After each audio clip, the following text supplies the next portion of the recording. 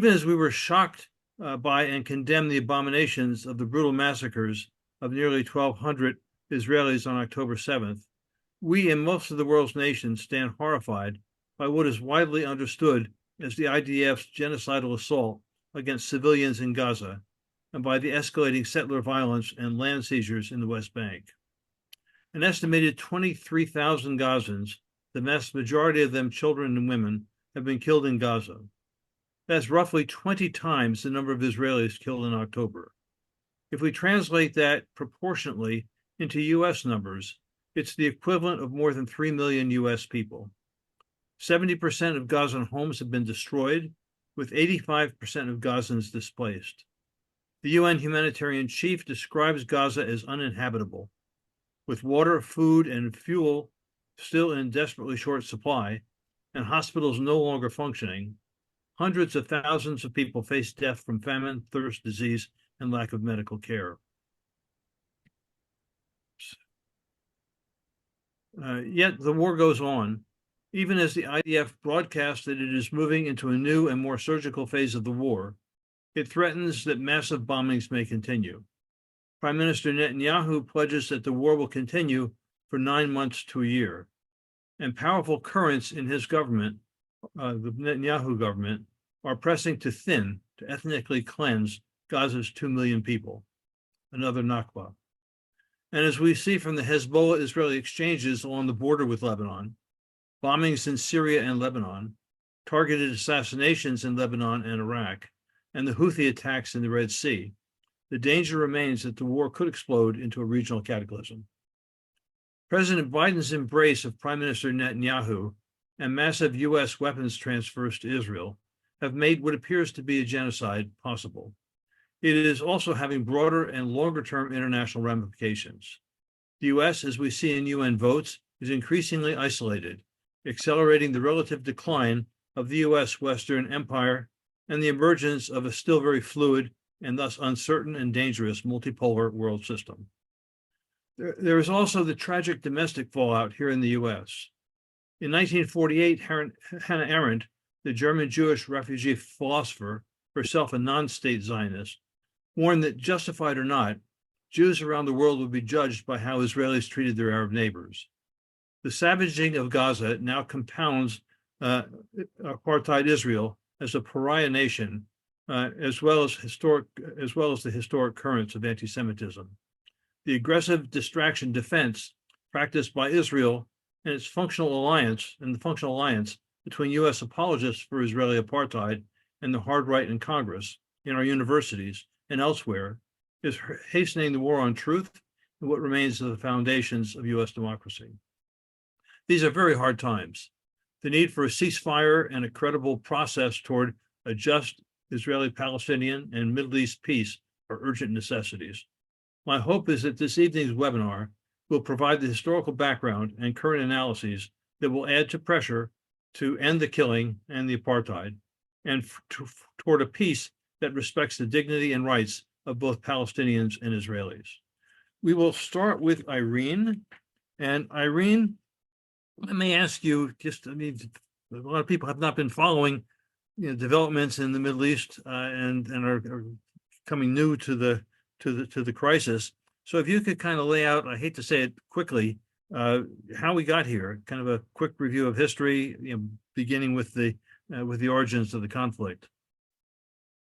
Okay, so let me tell you that one of the astonishing, perhaps, and depressing aspects of reviewing this material, which, by the way, is accessible to anybody who has a computer at hand. Just for starts, you might go to something called FRUS, Foreign Relations of the US, 1948, look up Israel, Palestine, and that will take you on a long, long journey. That's one of the many sources that I've used. What is striking to me in reviewing this material is if you go back to the period prior to the establishment of Israel, that is the mandate period of the post-World War I, that included Britain's power as a mandatory authority in Palestine. The problems that we have today existed at that time. In other words, there was utter clarity about the fact that the Palestine mandate was riven, divided by forces, Jewish forces on the one hand, Zionist forces seeking the establishment of a state, Palestinian forces resisting such an outcome. There were a series of reports that were issued by US sources, including the CIA, in 47 and 48, throughout those years on the situation in Palestine. They are extremely revealing. This material is available online, as I mentioned. They are revealing in a sense that they indicate the clarity with which the US, Washington, understood the conflict, understood the differences, was very cautious and calculating in its decision to back Israeli forces after May 48. The calculation was based on an assessment of US regional interests, with the belief that Israel's superior military forces would probably have a long-term impact in the region, and it was useful for the US to not to confront in a negative sense these forces, but rather to co-opt them, cooperate with them in supporting its own interests, meaning Arab oil. It looks from afar as a very odd combination, but in practice it wasn't. Insofar as Palestine was concerned, the sad truth is that US officials, CIA, White House, understood the conflict and at the same time decided that it was, if you want, a secondary matter that had the potential to disrupt broader US interests. So if you look at US reports in the fall of 1947, October, November through February 48, March 48, the Declaration of Israel's independence, and July, the summer of 48. What I found of interest, and as I say, disturbing, was the US position, which was first to calculate what impact this might have on US-Soviet rivalry in the region. Once that became clear, then a more narrow focus on the situation within Palestine, and a very a clear assessment that Palestinian forces, or those Arab forces supporting Palestinian forces, were militarily inferior to what became Israel after May 48, and therefore were not worthy of the US support.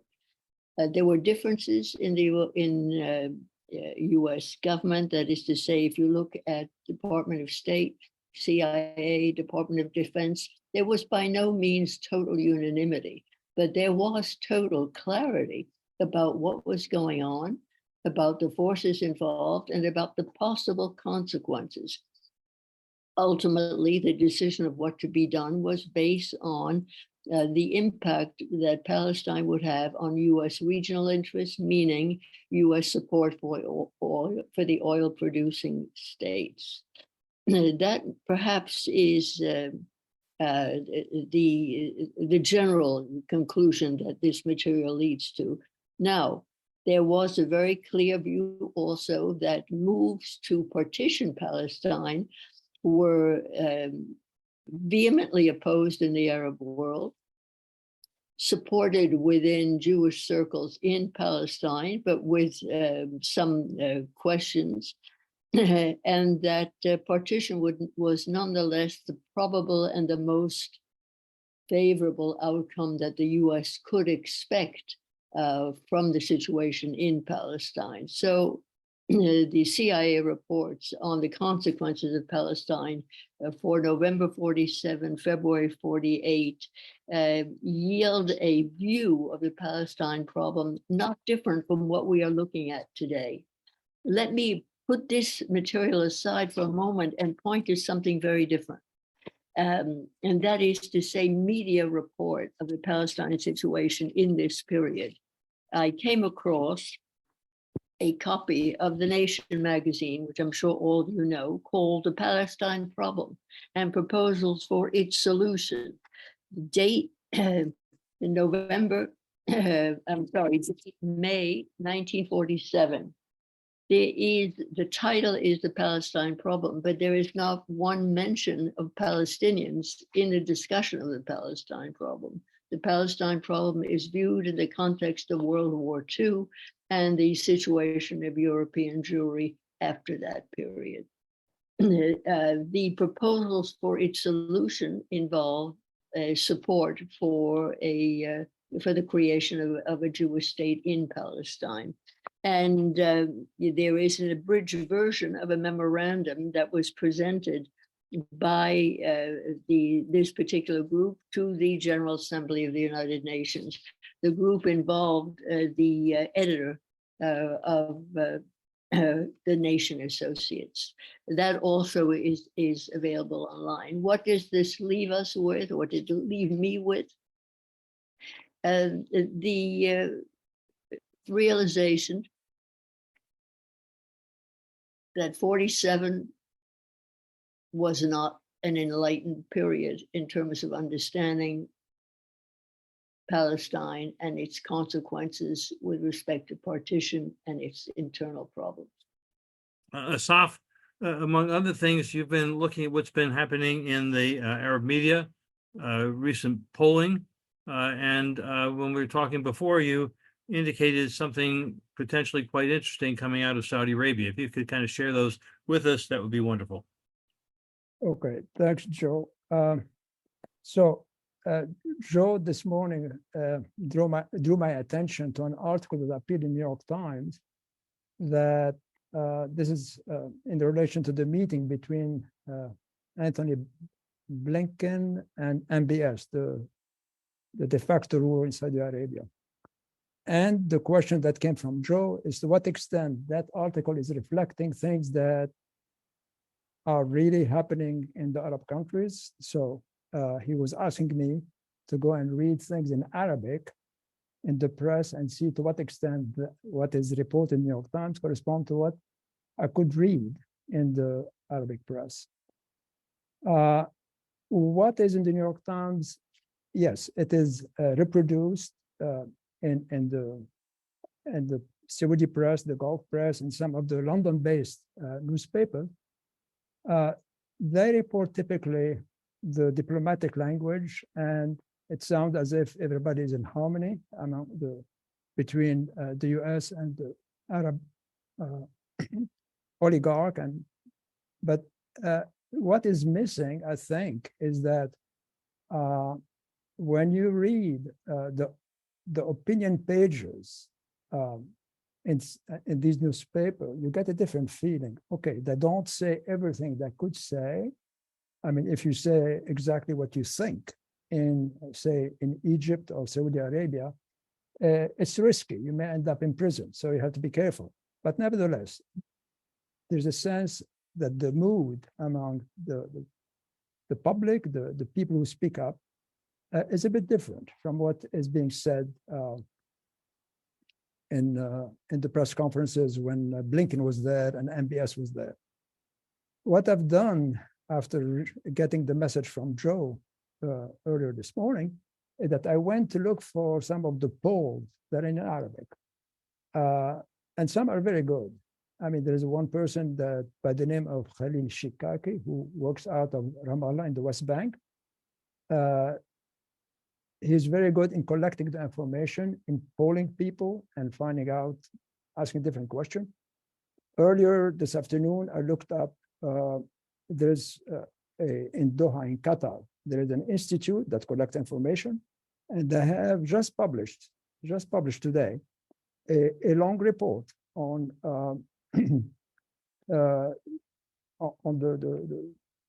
a survey of, and they asked more than 8,000 people. I'm reading from what my translation here. They asked more than 8,000 people across 16 Arab countries. A different question. They're all very relevant. I'm not going to read all the statistics in front of me, but for example, there's still a very strong identification at the popular level in favor of the Palestinian, of course, yeah, but it has increased also in recent days. So more than 60% that follow the news on Gaza on a daily basis. About 10% don't follow the news on a daily basis. And we're talking about countries that go all the way from Morocco all the way to Iraq and the Gulf. Okay, so it's widespread. And then one of the statistics that is really telling as to the mood is, for example, that more than 96% of the Saudi would be in favor of cutting ties with Israel because of the war in Gaza. Well, it's a very high percentage. And only 60% of the Saudis that were asked said that Hamas should stop calling for the destruction of Israel. So like a majority are going along with Hamas and supporting the Hamas in the war with Israel. There are many other questions that are very relevant also that says, they ask people, this is the institute in Doha in Qatar, asking people how they feel about Hamas also, to what extent they think Hamas is the fault of what is happening. I'm going to read this and then I stop. I mean, I have more information I can give later. So I'll give you some of this information. 94% view the policy of the United States toward the war in Gaza as bad or very bad, 94%. 81% think the US is insincere about supporting the two-state solution. They don't believe that. Whatever the Biden administration thinks it is doing with its messaging, obviously, it is not working in these Arab countries. Other Western countries don't do much better, by the way. Russia and China get about 40% approval. That's not very good either, but better than the United States. No state outside the Arab countries has a majority positive view, but Iran's policy is viewed as good or very good for 49%. So it's not a majority, but close to about half of the people. And Turkey gets 47% approval. And then there are, for example, I mean, one should take this also with I think, be careful making a big conclusion, because none of the countries that are part of the so-called Abraham Accord have broken or said something that they are going to break relations with Israel. So the two main Gulf states that are part of the Abraham Accord, United Arab Emirates and Bahrain, they make some statements that they don't like what Israel is doing, but they're not threatening to cut. So that's one thing. And the other thing is that the people that, the two other countries that joined the Abraham Accord, Morocco and Sudan,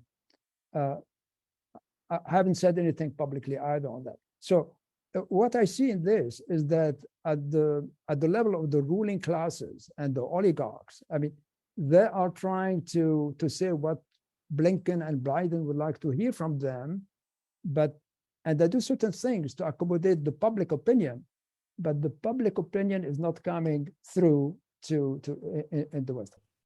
Richard, we want to turn to you to ask you about kind of the regional and international implications of the war. What are we seeing in terms of this reverberations? What does it mean in terms of where we're all headed in the coming years?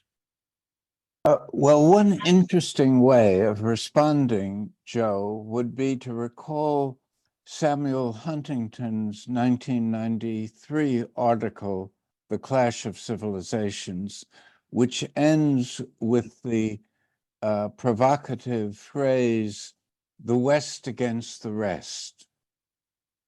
And one of the striking features of the way in which the external alignments have developed is you find that the pro-Palestinian active forces are all on the Islamic side of the civilizational border or fault line, whereas those that support Israel in an active way are in the European colonial states and the white settler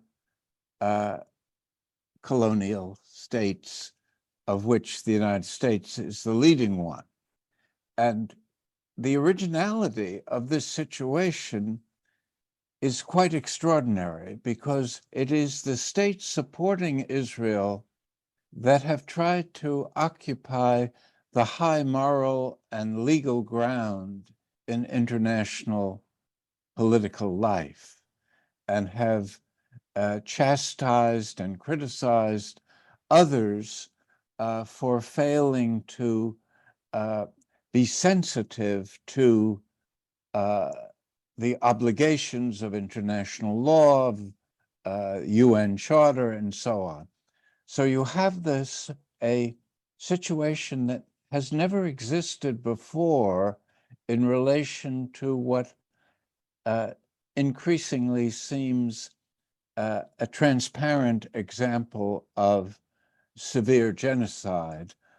You have the countries that supposedly were championing a world of democratic respect for human rights and law on the side of the genocidal actor, and not taking any, not only withdrawing from any active effort to prevent genocide, which is a central obligation of the Genocide Convention, but actually being complicit in providing material intelligence and diplomatic support throughout this crisis period. And in other words, to me, the actuality of genocide is complemented by these complicity crimes. And they're not included in this very timely South African initiative before the International Court of Justice that is seeking provisional measures to stop the genocide on the basis of evidence that's overwhelmingly documented in an 84-page, very well-crafted application for this sort of relief. So it's a very unusual, malevolently unusual situation in international life, where you have international law demeaned by those states that have historically championed its relevance and now oppose what seems like a strikingly reasonable appeal to the International Court of Justice by saying that that initiative is legally baseless, and Israel has said it's a blood libel against the Jewish people. So we have a situation in it growing out of the carnage in Gaza and the spillover in the West Bank, which is really engulfing the entire world in one sense in a new kind of normative tension. And the other thing I would like to say in response to your question quickly is that Israel seems caught now between not being able to win nor being able to afford politically to lose. And their only option in that kind of situation, if I'm correct in assessing it in this way, is to expand the war and draw Iran into an active conflictual relationship that would in turn draw at least the US into the conflict, and maybe using the pretext that Iran is close to acquiring nuclear weapons as the basis for launching an attack.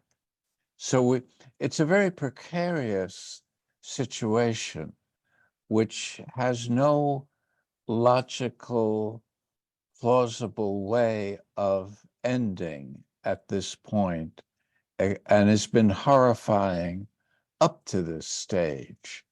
And so it's hard to know what to do, even if the International Court of Justice does impose these provisional measures and order Israel to desist from further violence in Hamas until the substantive decision is reached. It's unlikely that Israel will obey. Israel has consistently defied international law, and therefore there's a crisis of implementation. The law is there, but the political will to enforce it isn't present.